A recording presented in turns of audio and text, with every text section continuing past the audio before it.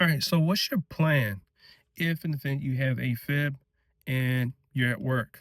Maybe you're in the office or you're on vacation, right? What's your plan? So today I'm going to cover that in this video today. I'm going to walk you through step by step how to create an emergency plan that's simple, effective, and is really tailored to fit you. So first off, number one is just understanding the symptoms. Now, for someone that's familiar with the symptoms, right, the common dizziness, right, the shortness of breath, or the chest discomfort, right, those are common things that people have been diagnosed with AFib are familiar with. But if you just been recently diagnosed, these are some things that you need to know when it comes to having AFib. So, worst case scenario, trust me, you had to go to the ER. Every second matters. So again, be familiar and understand the symptoms. You're going to have some light symptoms. You may have some that may be very moderate. Those are typically what you're going to feel between light and moderate symptoms.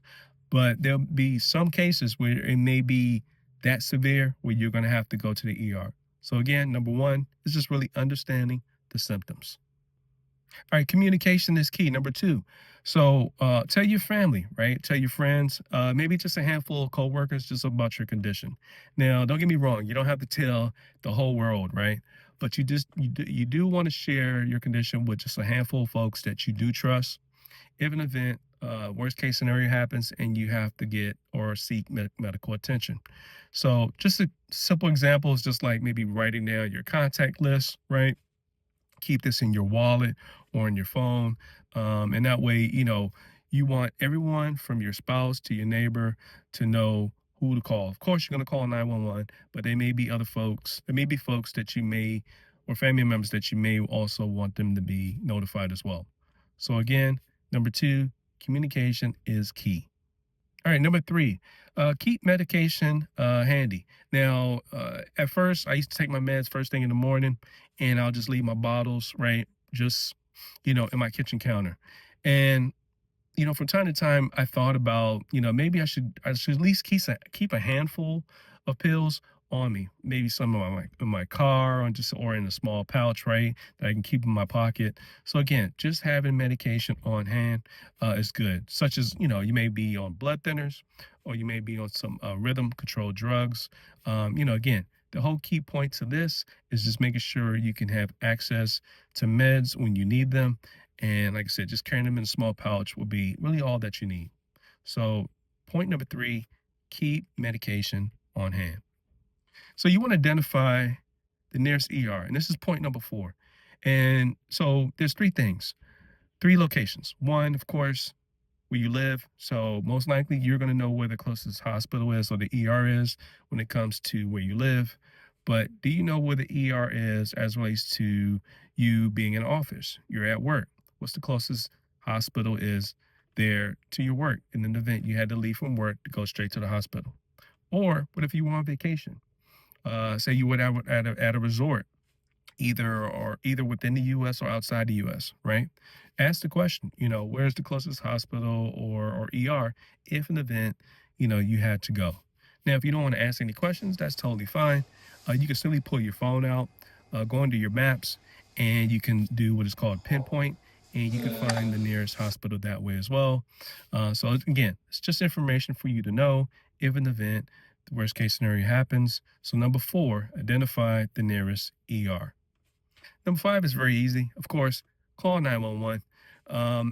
Sometimes we try to manage AFib at home, but there may be moments, and I know this happened to me personally, where, I felt like I had to go to the hospital, either go to the ER, or I definitely had to call the doctor. And that was less than a handful. And usually when I made those calls, it was because AFib lasted longer. I felt that it needed. I'm talking about like hours and hours at a time. So for the most part, I felt comfortable calling my doctor shortly afterwards just to let them know. But again, point number five, the first thing you want to do is just call 911.